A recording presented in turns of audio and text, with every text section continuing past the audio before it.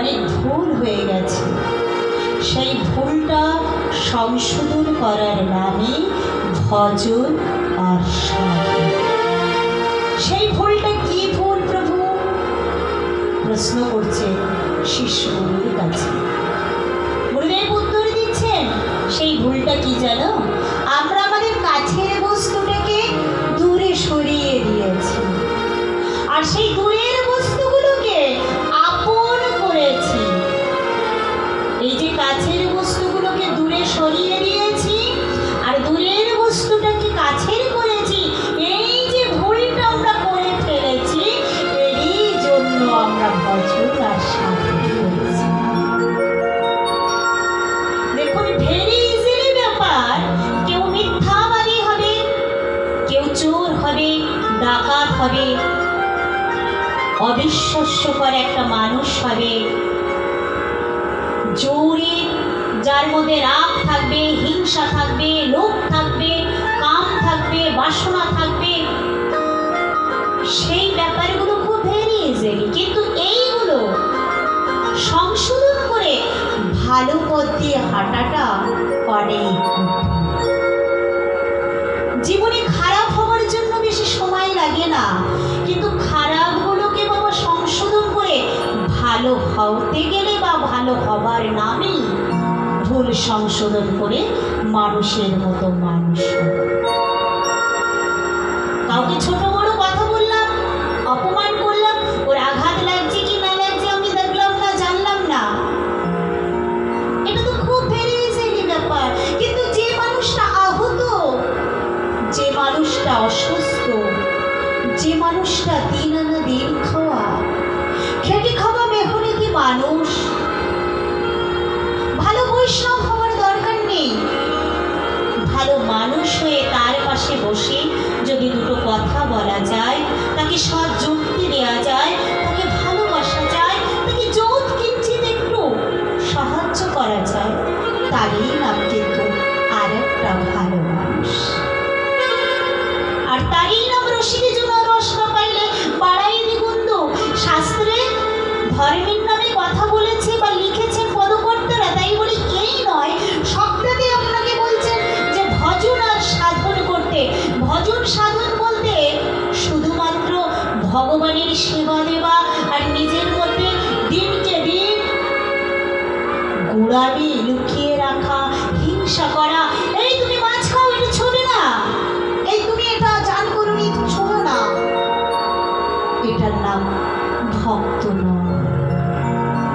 ভক্ত মানে যে প্রতিদিন মাছ খাচ্ছে, তার কাছে বোঝাও, তার পাশে বসো, আপনি আচারে ধর্ম যে পরকে শেখায়।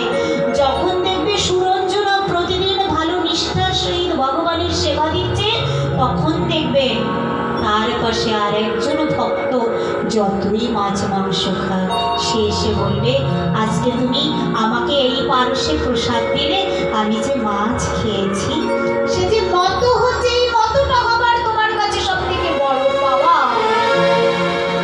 একজন ভালো শিক্ষকের সব থেকে ভালো পাওয়া কি বলুন তো?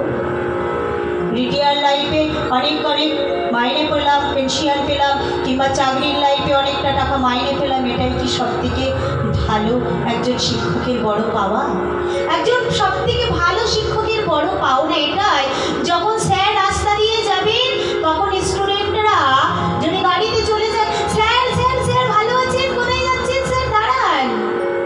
হৃদয়টা ভরে যায়। হয়তো সেই মাস্টারমশাইয়ের মনে অনেক দুঃখ ছিল, কষ্ট ছিল, বাড়ির থেকে অনেক হনফন করে আসছিলেন, তবু ওই যে নাই বা হোক ভালো ক্লাসের ভালো স্টুডেন্ট, তবু যে ওই যে স্যার স্যার বলে ডেকেছেন না, মনটা ভরে যায়।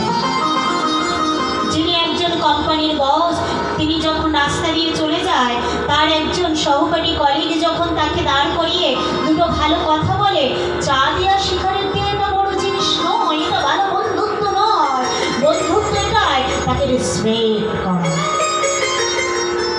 আমি তোমাকে সন্ধ্যা হলে প্রতিদিন এক গ্লাস করে চা দিই, এক কাপ করে চা দিই, আর একটা করে শিকারের হাতে দিই, অথচ তোমাকে আমি তোমার পাশে দাঁড়াই না, তোমার দুর্দিনের বন্ধু হয় না।